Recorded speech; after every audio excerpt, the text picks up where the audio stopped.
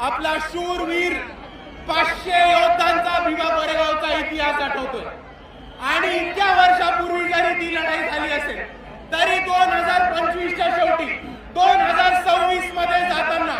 आजही भीमा कोरेगावला लाखोच्या संख्येने भीम अनुयायी येतात आणि आपण यांनी हेच दाखवून दिले की भीमा कोरेगावच्या दिवशी ज्या योद्ध्यांनी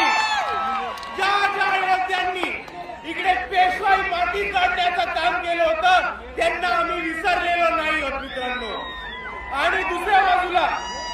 ज्या 500 शूरवीरांनी इकडच्या व्यवस्थेच्या विरुद्ध, इकडच्या परिस्थितीच्या विरुद्ध आणि इकडच्या पेशवाईच्या विरुद्ध बंद उकरण्याचं काम केलं होतं त्यांना आपण अभिवादन करायला येतो तेव्हा फक्त महाराष्ट्राला नाही तर भारताला नाही तर अख्ख्या जगाला दाखवून देतो की हे बाबासाहेबांची औलाद अजूनही लढलेलो विसरलो नाही होत।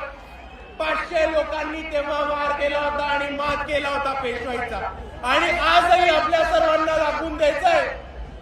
की समोर किती मोठी परिस्थिती असेल, किती मोठी ताकद असेल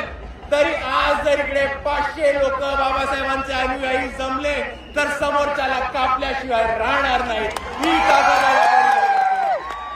आणि म्हणून मी आपल्या सर्वांना एवढीच विनंती करतो की आज जसं आपण भीमा कोरेगावच्या इथे अभिवादन करायला एवढ्या मोठ्या संख्येने आलो त्याच पद्धतीने आपल्याला हा शौर्याचा इतिहास आणि आपल्याला आपल्या समाजाचा लढवय्या इतिहास पुढे घेऊन प्रत्येक क्षेत्रामध्ये घेऊन जायचा आहे आणि भीमा कोरेगावच्या शौर्यांना आपण तेव्हाच अभिवादन करू जेव्हा आपण त्यांच्या पद्धतीने त्यांच्यासारखे छाती टोकपणे लढणं शिकू। एवढं म्हणून मी माझे 2 शब्द थांबवतो। आपल्या सर्वांना एकदा पुन्हा एकदा जय भीम, जय संविधान।